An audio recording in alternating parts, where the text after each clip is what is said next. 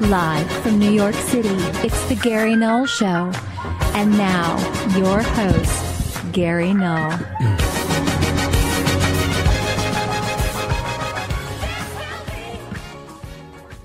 Hi, everyone. I'm Gary Null, broadcasting on location and out in the country. So there might be an opportunity today for the storm that I'm now in to cause a little outage. If you go hear music, we'll be back in a few minutes. We won't have the regular connection, but hopefully you'll be able to hear it, and we have a lot to share today. I'm going to talk about zinc, this little-known mineral. I mentioned it yesterday, even more today, and why we really should eat our broccoli. We have some new research today to share with you from a major study at a longevity and aging center. And then we're going to talk about how eating the right food can reduce the risk of high blood pressure. Duke University Medical Center. I'm going to talk about new evidence on how green tea and apples could protect your health. And that's from Norwich Bioscience Institute. And we're also going to talk about how pears could be a part of a healthy diet to manage diabetes. North Dakota State University, and a lot more on health and healing. Then I promised I would start doing more. I do them not that frequently, but occasionally when I find that something's happening in the larger social discourse that misrepresents, under or overstates historical fact, I like to offer a little different perspective. And if you find value in what I am sharing, good. If not, it's okay. I'm going to talk about the Crusades today because I believe that if we could pull back from constantly overreacting to news of terrorist events, domestic or international, and look at the progenitor, where did all this originate? And then if you ask the average person about what's their perception of the level of civilization, of culture, of ethics, of literature and science, back when the Crusades were happening, almost universally in this country, you'll have the idea that we were engaged in manifest destiny. Well, I talked about manifest destiny on a recent show last week and how that led to Thomas Jefferson, who was the real promoter of the Western movement based upon the 1803 treaty that gave the Louisiana Purchase, which originally was just going to be the Port of New Orleans, but then it was negotiated for $15 million, the entire land area going clear out from the Mississippi, clear out the Rocky Mountains. That's a lot of states. But no one had gone out there. No one knew what was out there. But he knew there was great economic opportunity. There was. But how do you manage to destroy entire villages, communities, the culture that these people have been living with for a long time without any regret or remorse or empathy? And yet of 70 tribes in just one stretch of about 1,500 miles, there was not a single hostile tribe amongst those 70. Why didn't we ever hear about the peacefulness, the openness, the genteelness of these wonderful Native Americans? Why were they portrayed with such almost demonic characterization? It is that same mindset that allowed us to engage in the Crusades with no empathy for the people we were destroying. So I'm going to give you a little bit of history on that and tie it into what's happening today. But we always like to start with the latest on something that can impact all of us, and that is the choices we make when it comes to our diet. And I'm sure many of you realize maybe you could have done it better. Well, it's not always that complicated. For example, Oregon State University found by just adding zinc, this simple mineral, you could actually reduce chronic inflammation. Now, we're not talking about a lot of zinc. 15 milligrams, that's a small amount. but as according to the article published in Molecular Nutrition and Food Research, that mineral zinc directly impacts our immune system, and that in turn makes it involved in our cardiovascular condition and cancer. So there are multiple things happen when you have inflammation in the body. And one of the first things happen is you have a reaction in the white blood cells, and those are monocytes. And zinc, if you're deficient in it, actually increases the interleukin-6 gene expression and inflammation. But when you have enough zinc, you can tamp down that. In effect, you turn off the inflammation. Well, think of multiple sclerosis, think of heart disease, think of diabetes, think of cancer, think of Alzheimer's. All of those have something in common.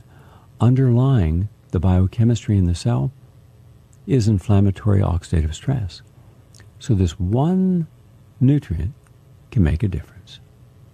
Also, according to a study, the world's longest-lived rodents have a unique biochemistry, and they found that giving them steamed broccoli enhanced their overall longevity.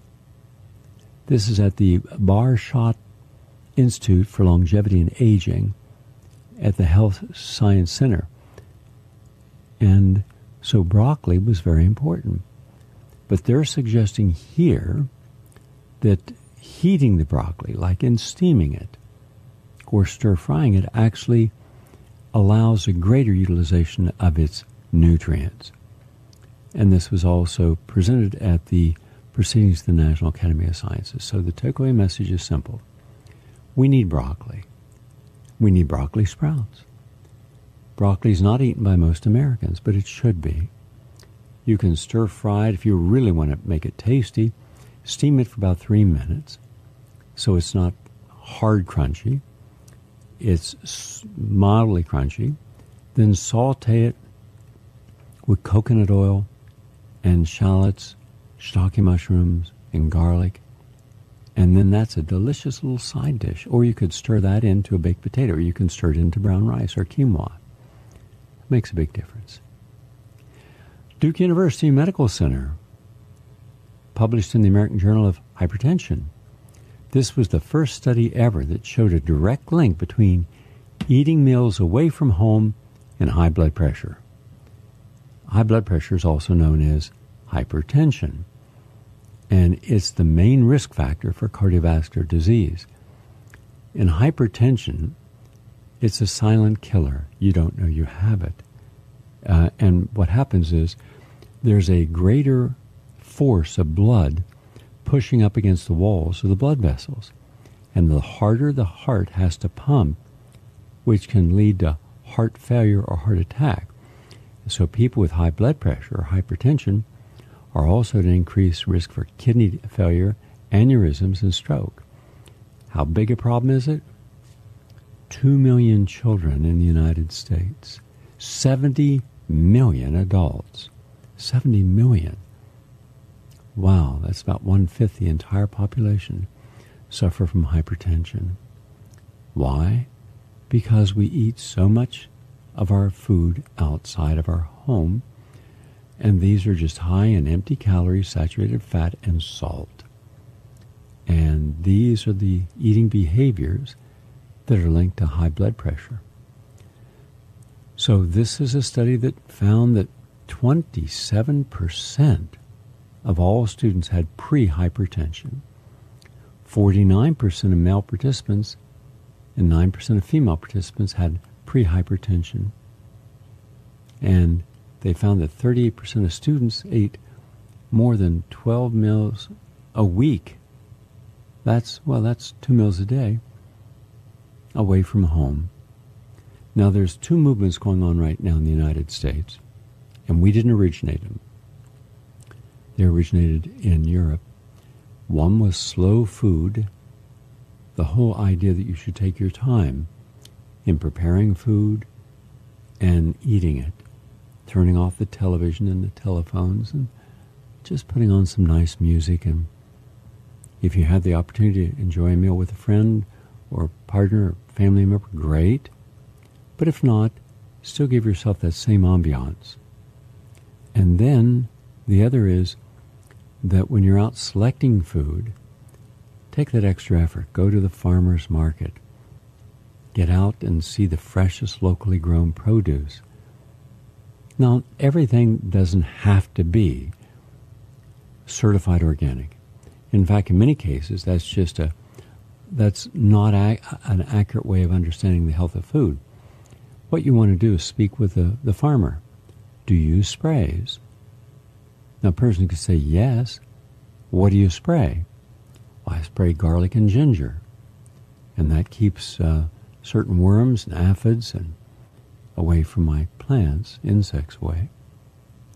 Or I'll interplant nasturtiums and pansies, and that also keeps insects away. Or I'll plant around the border of my garden, I'll plant garlic and onions and shallots, and that also keeps, and scallions, that keeps away certain plants well. So the fact that someone sprays, ask them more. So you see what they spray. Now, if they're spraying any pesticide that's not natural, then you can say, okay, but I'm not going to have that. Don't want that in my body. Understandable. Because for every farmer that you meet that says, well, I spray something toxic, you're going to meet two that says, no, this is all natural. And they don't have to be certified. Look, I had the first teaching farm in New York State, teaching organic farming, the Fertile Farm. And thousands upon thousands of people over the years came and learned how to farm. At my home, my ranch down in Florida, I also had a certified organic farm. And again, I never grew anything to sell. I grew things to show people what could grow, how to grow things. Even in the summer, even in Florida where no one grows stuff, I was growing everything. Because learning how to enrich the soil. Even right now, as of today, I have only one tree remaining. I'm trying to figure out the engineering to get it back up because it weighs over 10,000 pounds. It's one tree. It's huge. It's a 55-foot tree, Bismarck. But over 37 other trees, not one was cut. They were all put back in the holes, rebedded with new soil, fertilized, staked, and are alive. And I'm anticipating full recovery over the next 3 to 6 months of all of them.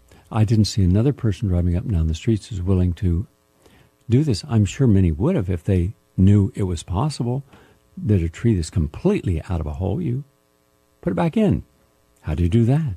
Well, there's a machine. It's called a bobcat, and you can get a boom on it, meaning a long arm that goes up, and then you get a 10,000 weight-resistant strap that goes around. So at the top, you're holding the tree. At the bottom, you've got this bobcat that weighs 10,000 pounds, and most trees are between 3,000 to 7,000 pounds. You pull it up, you dig out the hole, you put topsoil, about 3 feet of topsoil, quality soil in it. You put bat manure in there, you put it back in there, you stake it, and all around, so the tree has no chance to fall over, 6 to 8 stakes, and you water it every day, so you save it. If you didn't have the background in organic farming or forestry, agriculture, you might not know those things. But we have had millions upon millions of Americans who knew all this, who knew how to preserve food, how to dry food, how to last through winters, and they were healthy. And then other people didn't have any of these skills, and they sacrificed their health, frequently dying from the environment. So it's all about what we need to know. Well, you don't have to have a state inspection that costs you $5,000, where a person comes and looks around, takes a sample of your soil, and checks to see what you're growing, how much you're growing, how often you're growing it, and then gives you a certification.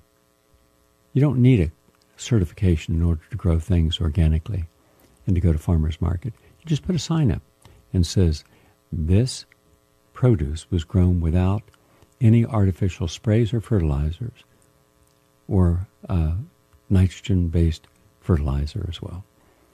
And then people know, okay, fine, buy it. Anyhow, we need more organic food in our diet. And according to the latest study, green tea and apples could be really important for us. Dietary studies have shown that people who eat the largest amounts of fruits and vegetables have the greatest reduced risk of developing chronic conditions, such as heart disease and cancer. And there are several reasons for this. Some fruit and vegetable naturally contain high amounts of compounds called P-O-L-Y, phenols, P-H-E-N-O-L-S, which could provide protection and health benefits. In a particular study, they showed that polyphenols in green tea and apples block a signaling molecule called VEGF, which in the body can trigger atherosclerosis and also cause cancer. So in the body, VEGF is a main driver of blood vessel formation in these new cells via a process called, and I've mentioned this many times, angiogenesis. Angiogenesis is crucial in cancer progression, meaning the cancer has to be fed. So the cancer grows vessels, blood vessels, that supply it with blood. And this is also true in atherosclerotic plaque and plaque ruptures. And rupturing plaque is a major cause of heart attack and stroke. And so using this knowledge, they found that the polyphenols in apples and green tea interfere in this whole process. So therefore, the cancer doesn't get the blood, and you don't get this inflammation and the destruction of your arteries. To the contrary, the more apples you eat, the more green tea you drink, the healthier arteries, your epithelium, the lining of the arteries, your heart, your blood pressure, and also it stimulates nitric oxide, and that's important too. So, and pears could be a part of a healthy diet to manage diabetes. This is according to North Dakota State University. And we've heard, of course, an apple a day. That's popular.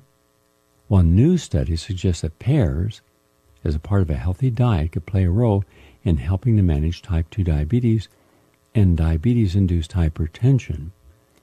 And the results were published in Food Research International. And also, it found that pears can help against the bacteria Helicobacter pylori, which plays a role in intestinal ulcers. I would suggest, of course, I consider the best of all pears is the Comus pear, and because it's sweet and juicy. It's not mealy or pulpy like a lot of pears are. But you can always juice pears. That's another nice way of getting them into your body. And then, finally, blueberries. This study from Asian News International, done from Louisiana State University, shows that blueberries can help treat post-traumatic stress disorder. I didn't know that. That's brand new information. And I'm always interested, how? Well, it seems as if it demonstrated that the selective serotonin reuptake inhibiting increases levels of serotonin 5-HT and the neurotransmitter norepinephrine, and that the increase might reduce the effectiveness of the therapy. So what they did, they tried different experiments. They found that blueberries modulate neurotransmitter levels all by themselves. So forget the selective serotonin reuptake inhibitors, just blueberries. Blueberries can help post-traumatic stress disorder, as can L-taurine and as can L-lysine and 5-hydroxytryptophan and let's see, magnesium and neuromagnesium. So a lot of good things that we could put in our body instead of a toxic drug. Tomorrow I'll deal with pomegranate. Can a pomegranate a day keep a heart attack away? and selenium. How much do you take to reduce heart damage following a cardiac arrest? And tango dancing does what? Something interesting from McGill University. And a pomegranate and dates keep the doctor away in a different way, and I'll share all that. So we have a lot coming up tomorrow. That's our health nutrition segment. I'm Gary Null. Back in a moment. Please stay with us.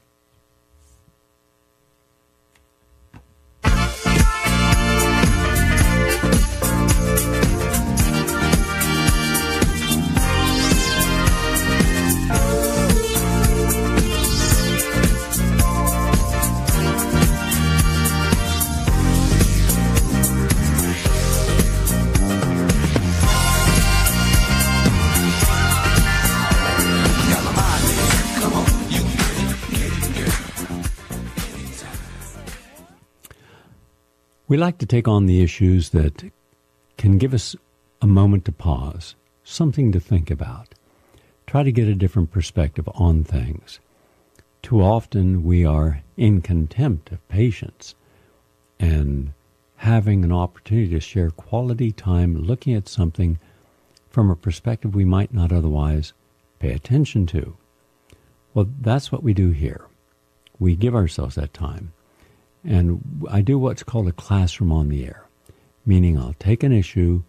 I don't worry about how much time I spend on it. I just want to look at it and see if there's something in what we're looking at and discussing that can help us broaden our perspective. And I think that's important. For example, there was a time when Galileo was censored, so much so that he ended up censoring himself. But he was right. Do you remember what Galileo said that everyone found so offensive? Think for a moment. Galileo said what? And what did the church do because he said it?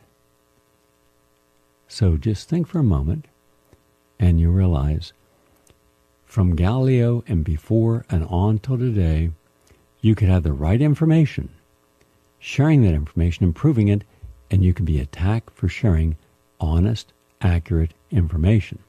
That's how far we've come. And I'm concerned that we shouldn't be a society that fears the truth. So when we hear about shooters in the United States, why is it that we will look at the gun issue, which should be looked at, that's legitimate, but we don't look at, is there any other mitigating factor that could contribute to this person doing such a heinous thing? And so we went back and we looked over the last 30 years at all the individuals that had killed individuals, mass killings, not just one person.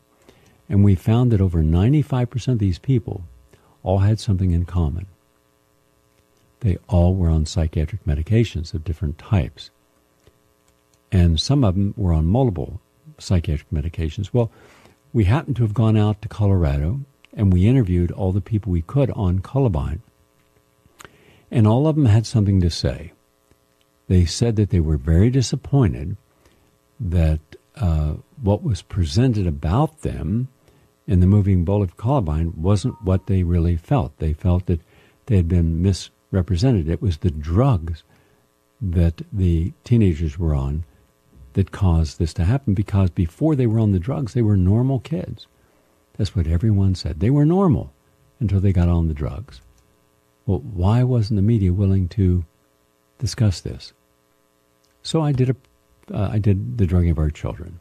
And in there we showed the impact of what a drug can do. It can change a normal behavior into an antisocial one, being so extreme, it can cause delusions, paranoia, great hostility where you want to kill someone or yourself.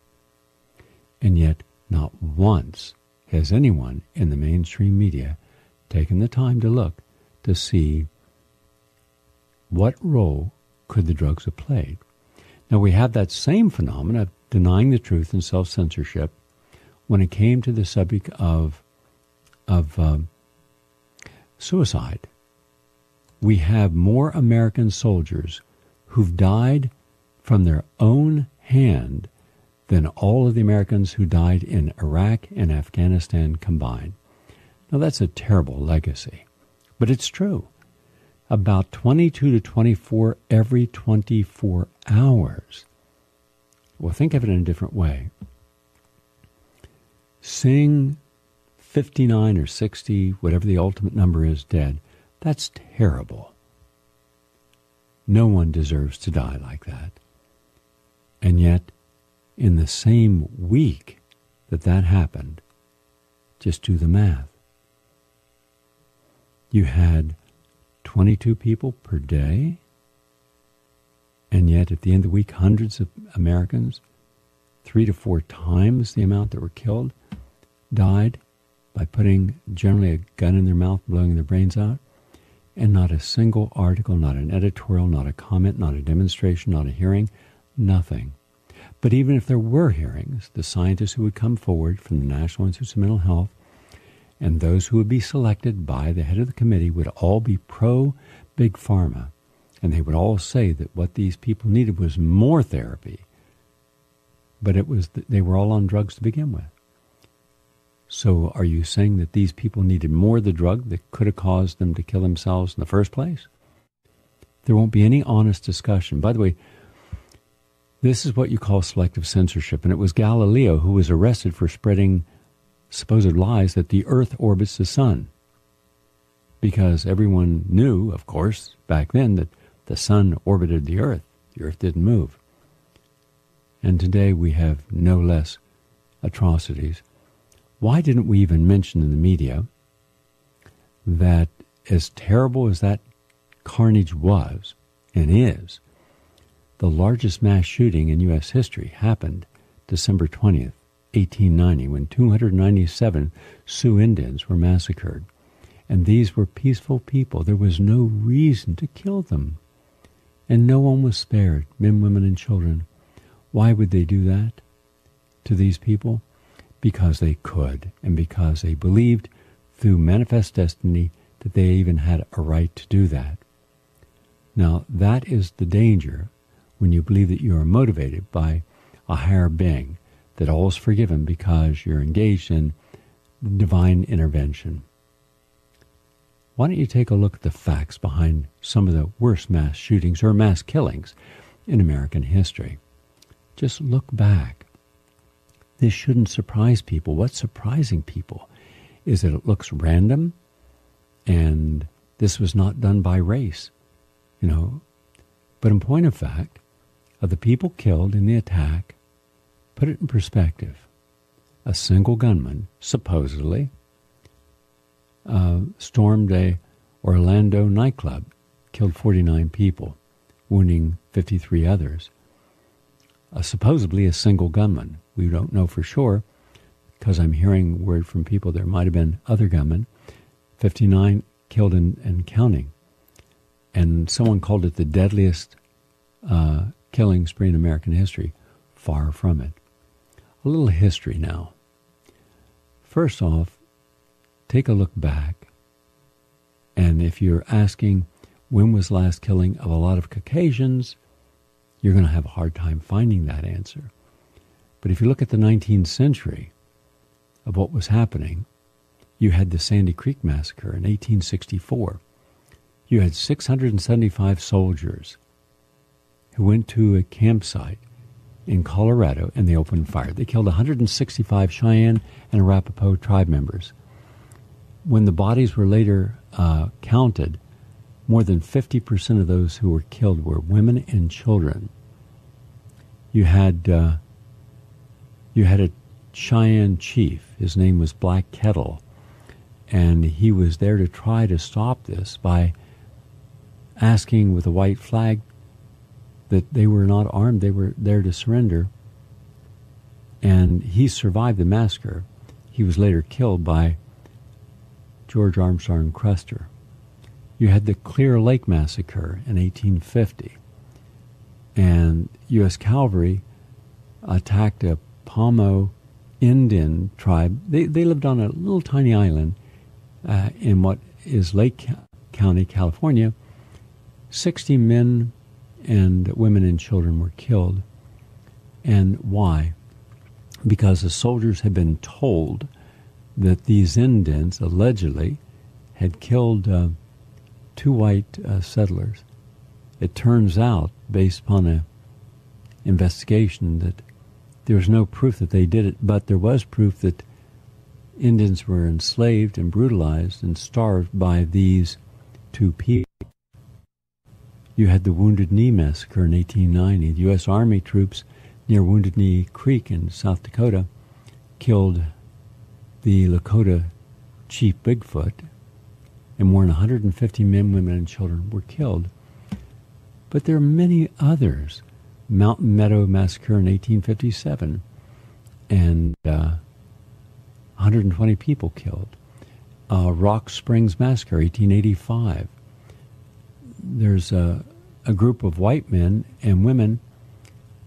They rounded up 28 Chinese immigrant laborers, just poor laborers. And why were they killed? Because the whites resented the fact that the Chinese were willing to work at lower wages than what they were given. The Tulsa Race Riots. Now, you don't hear much in our textbooks or anything, but in 1921, what was called the Black Wall Street, there was so much affluency. There were so many people who had educations and cars and businesses, no crime. They burned down the whole area, the Greenwood neighborhood. And at that point, it was the single wealthiest black business district in the United States. And the minimum killed was around 200. Most claim it was 300. I'm doing a special documentary on it, and I'll have all that within a year. Then there was the Elaine Massacre, where black men in Elaine, that's in part of Arkansas, they just wanted to have a meeting and to see about getting more money for their crops. Their crops, of course, at that time was cotton. Well, someone didn't like what happened at that meeting, so a white man started raising hell, and the next thing you know, a riot broke out, and 200 black men were shot and killed because of that. So you see, those are other episodes in American history. If we're going to do a requiem for killings, shouldn't we also pay attention to the history of these and what caused them? We can remember George W. Bush, I certainly do, when he said that we're bringing a crusade, we're engaged in a crusade against the terrorist. And he made the mistake of using the word crusade. Maybe it wasn't a mistake. Because what do you imagine a crusade means to the people who have repeatedly have had their country invaded? The crusading armies, like the U.S. military, are based upon cumbersome armament, heavy armor and heavy weapons, against people like the Taliban. We have spy planes, we have drones, we have navies, we have intelligence operatives, we have unlimited budgets, and we're fighting people like the Taliban who are riding around on donkeys and motorcycles and bicycles, and it's not a giant army.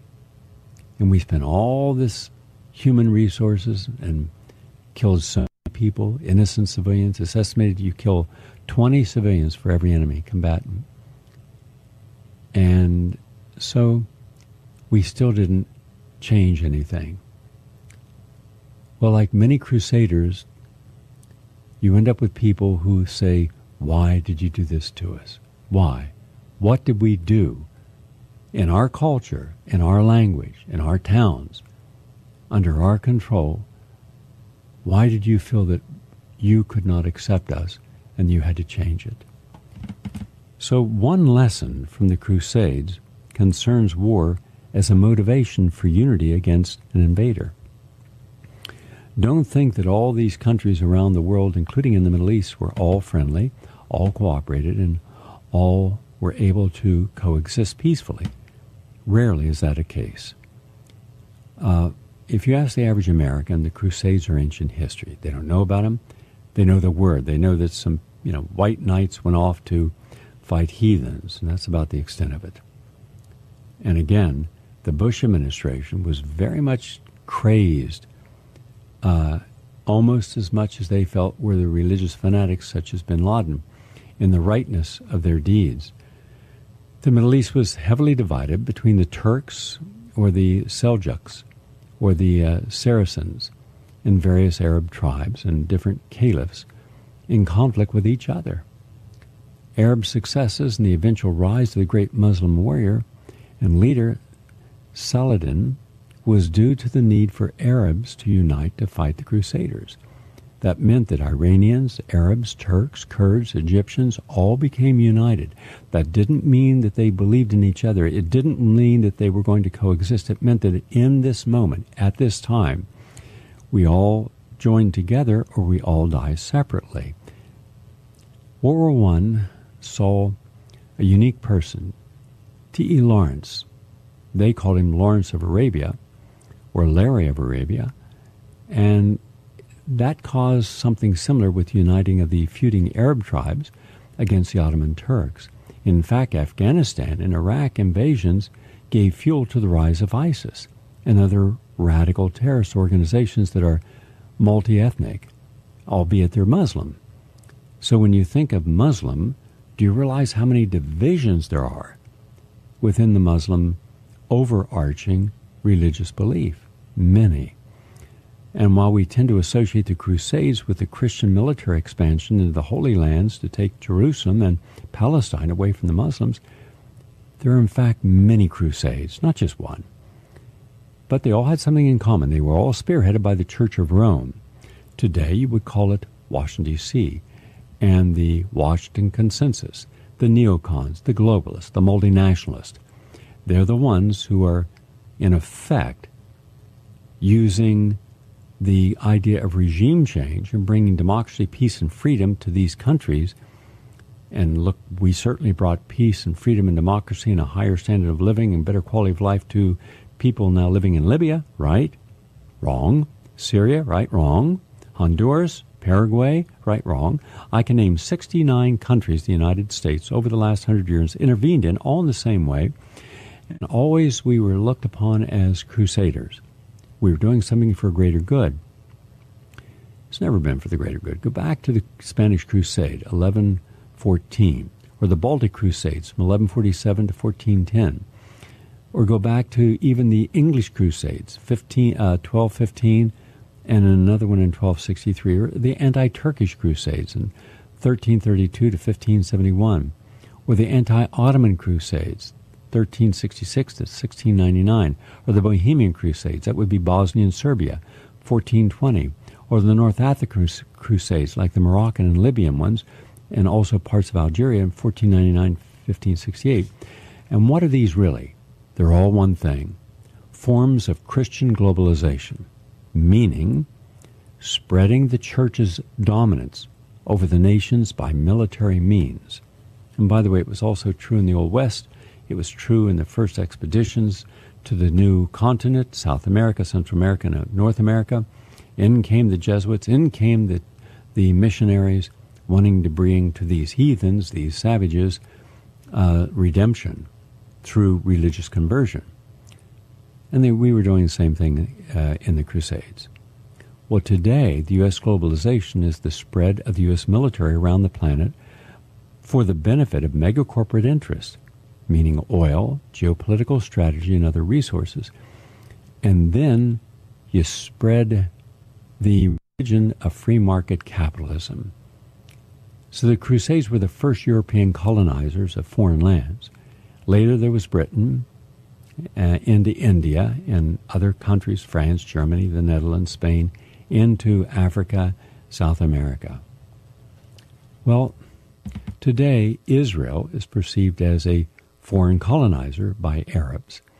And yet instead of listening to their grievances to determine objectively which are legitimate and which are not, and what is the best way of resolving some of these issues, we unilaterally sign pledges, literally, figuratively sign pledges of unbridled support for Israel, no matter what it does, no matter what egregious acts it engages in. And then we have organizations like AIPAC that will attack you if in any way, shape, or form you suggest that there is any imbalance in the peace efforts between the Palestinians and the Israelis. After the death of Muhammad, Islam expanded via military globalization to spread a religious creed. Muslims reached as far as the gates of Paris. They were defeated there by Charles Martel, the grandfather of Charlemagne, and the first Holy Roman Emperor. But I'm going to take you very briefly because I'm seeing my guest is ready, and I want to go over to the guest in a moment. The First Crusade, as we know it, was in 1096, and it only lasted 3 years, to 1099. It was also called the People's Crusade. It was just a ragamuffin crusade of commoners, people who thought they could exploit wherever they were, even kids and families. You had your nickel-dime knights under the spell of the friar preacher called Peter the Hermit, completely wiped out, by the way, by the Turks as they crossed the Bosphorus. And right behind the People's Crusade was the Alliance of European Kings Crusade, and they were serious. They brought in their best knights. They brought in strategists. They were well organized. And this is the crusade that captured Jerusalem. And by the way, to show you how civil, mannered, polite, ethical the kings of Europe were and the knights, they slaughtered every single person, man, woman, and child in the city, including Muslims, non-Catholic, Christians, and Jews, and followers of other smaller faiths, and they showed them no preference. You died. And point of fact, the religions of Abraham in the Holy Lands in the Middle East acknowledged their common historical roots, going back to Abraham, and therefore saw each other as brothers and sisters. Europeans held no such view. They were ignorant about the laws of Abraham. Yet in the Middle East, they had that understanding. So then you had a great victory, right, in the fall of Jerusalem. But then you had the Second Crusade in 1147 to 1149, again, just 2 years. This was the first Catholic Latin holy war against Islam, purely a religious war, started in response to the fall of the city of Edessa in 1144. And by the way, that was a famous city in the history of Jesus and his disciples. So the first of the Crusaders were led by European kings, namely Louis VII of France and Conrad III of Germany, who joined the ranks. And this was a crusade that gave rise to the visionary Sultan Saladin, who united the Middle East. Had it not been for Saladin, one man, the entire Middle East would have fallen, and all the spoils would have gone to the Europeans, and the culture, the Muslim culture, would have been destroyed. Ultimately, this crusade was a failure and became the first great victory for Muslims. And it led to the fall of Jerusalem, which returned to Muslim hands, and the Muslims let, by the way, to show you how equal the Muslims were to the Pope and the religious and court leaders of Europe, when they had complete control of the city, the Muslims let all the captives go, including the Europeans, and conducted no slaughter. They were civil. Did you know that? And this gave rise then, instead of thank you, to the Third Crusade at the end of the 12th century. It was from 1189 to 1192, again 3 years, and this was called the King's Crusade. Why? Because this is the first time that we really heard about King Richard. He was Richard the Lionheart, and he attempted by European rulers to reconquer the Holy Land from Saladin. And the campaign was largely successful in capturing the important cities of Acre and Jaffa and reversing most of Saladin's conquests, but it failed to capture Jerusalem. And that was really tough. And Saladin and Richard III, however, created a treaty. Muslims would keep Jerusalem, but pilgrims, and including traveling Christians, had free passage to Jerusalem, and therefore they understood that there was a understanding by both the Muslims and the Christians that there should be a sacredness placed upon Jerusalem, meaning no more battles, no more fighting. If you want to come to this city, you come in peace, and you'll be given open hospitality. And then the failure to capture Jerusalem got everyone antsy, and once again, very shortly thereafter, they caused the Fourth Crusade, 1202 to 1204, and Western Europeans' armed expedition called by Pope Innocent III, he was anything but innocent, to reconquer the Muslim-controlled Jerusalem by means of an invasion through Egypt. So instead, a sequence of events culminated in the Crusades sacking the city of Constantinople, which, by the way, was the capital of the Christian-controlled Byzantine Empire. And then you had the Fifth Crusade, 1213 to 1221, and the Sixth Crusade in 1228. Further attempts all failed to recapture Jerusalem and the rest of the Holy Land, and most of the fighting occurred in Egypt and Syria. So what do we know now? We know that the Crusades, including the Saracen and Arab historians, wrote about how completely uncultured the Europeans were. They were barbarians, brutes, uncouth, lecherous. They considered them a step above beasts. The most barbaric act, by the way, which was recorded, was done after the Battle of Marera, when, after the Crusader victory, the troops roasted and ate Muslim babies and children. They were utterly non-hygienic. They were barbaric in their medical practices on the battlefield. Crusaders simply amputated limbs. And the Arabs looked at this as if, you are kidding. We're able to perform surgeries and suturing and save limbs and lives. The Crusaders were drunkards who ate unhealthy food, where Islamic medicine and diet was balanced and healthy in comparison. The Crusaders were not only about warfare between the European kingdoms and the Saracens, but also they lacked intercultural exchange. You even see it in the legend of the Holy Grail. So many other stories and encounters happened between the Crusaders, the Christians, and the Arabs. But many historians argue that the interaction between the Western Christian Islamic cultures was ultimately positive in the development of European civilization in the Renaissance. Crusaders were not just armies of troops, but they also had explorers, merchants, doctors, entrepreneurs, scientists. And Crusaders offered some safe passages when they were traveling through the Middle East. And you had scholars, you had philosophers who joined in order to learn the wisdom and science of the Muslims, who were far more advanced. Let me repeat this so we're very clear on this. Before people become too self-righteous about which side, history writes about, you had a culture, a larger overarching culture in the Middle East that was 1,000 years ahead of anything in Europe. I'll tell you what life was like on an upcoming historical perspective if you were living in mini Germany and France and England, and compare that to where you had astronomy, medicine, mathematics, chemistry, alchemy, architecture, urban planning, development, water engineering, and many other things far more advanced. And once the Crusaders and Europeans who came along for the ride settled in Jerusalem, and the Crusader kingdoms began to evolve with the Saracens, you never saw Saracens converting to Christianity. You saw a lot of Christians converting to Islam. Remember, Jesus is the second most revered prophet in Islam after Muhammad, and recognized as the Spirit of God in the Quran.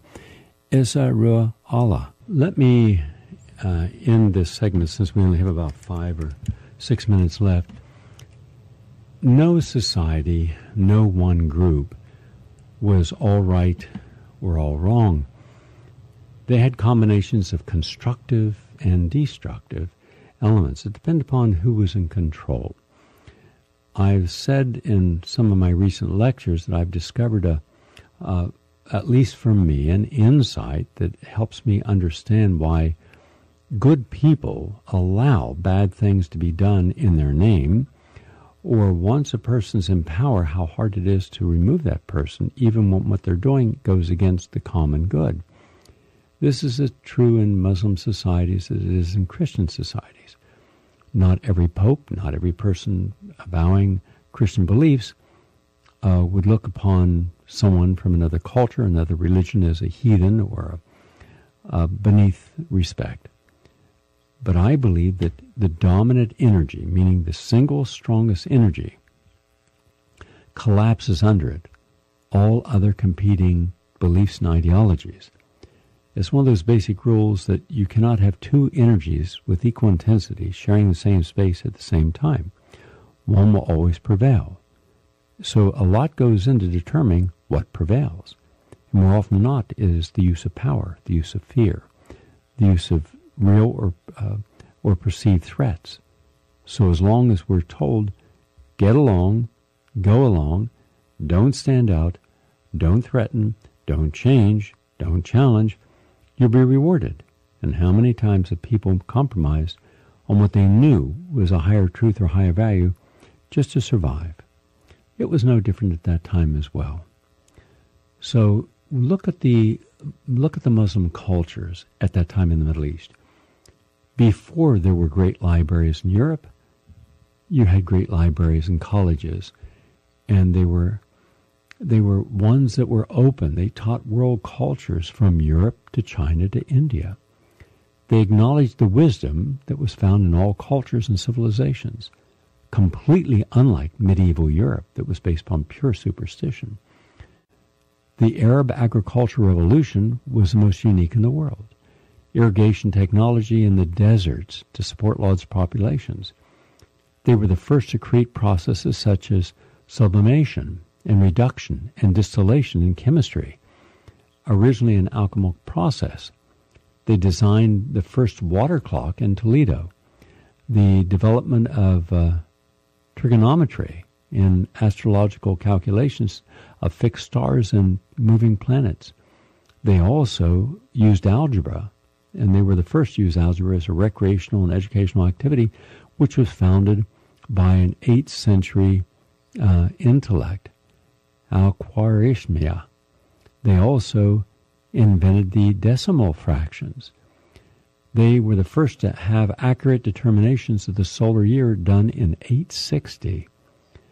They had highly advanced botanical sciences and inquiries into the natural world, giving rise to a systematic pharmacology that spread through the Islamic world, including all phases of plant growth.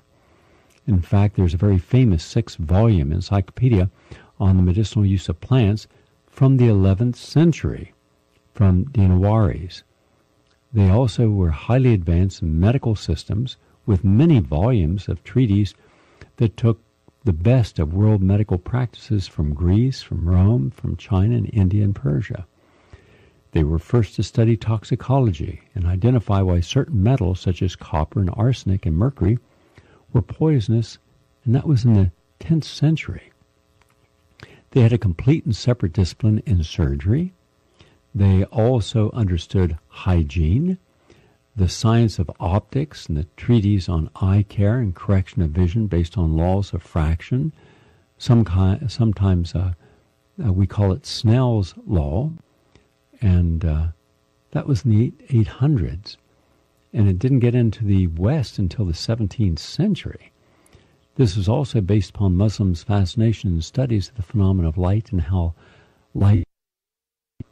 They were the first to create eye improvement lenses and agricultural volumes for good agronomics practices for caring for plants and vegetables and herbs and trees and shrubs, including grafting and treating plant diseases naturally. They were very advanced in cartography and map making, and a world map created in 1150 describing all the different climates and resources of the known world. In fact, the first map of the New World was in 1513, and physics was a big deal for them, found on laws of the kinematics and dynamic motion in the 6th century based upon Aristotle's work, and much of the mathematics of motion were studied by Muslims, which further advanced what Greeks had discovered, including Baja's research into force into the 12th century way before Newton's third law of motion. Now, I'm out of time. I could go on. I just want you to know that there's a whole lot that we should appreciate for what the great thinkers of that time had to share with us. I'm Gary Null. Thank you all for listening. Look forward to sharing more tomorrow. Have a nice day.